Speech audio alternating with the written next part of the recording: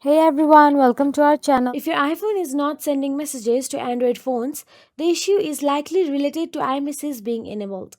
So here is how to turn it off. So let's get started. Firstly, open the Settings app on your iPhone.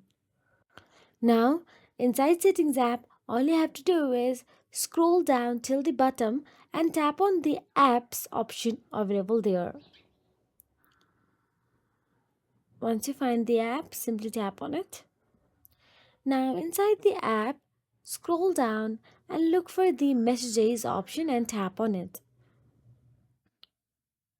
Once inside the Messages, all you have to do is toggle the switch next to iMessage to the off position.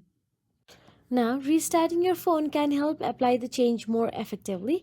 Press and hold the power button, then slide to power off, wait a few seconds and turn it back on.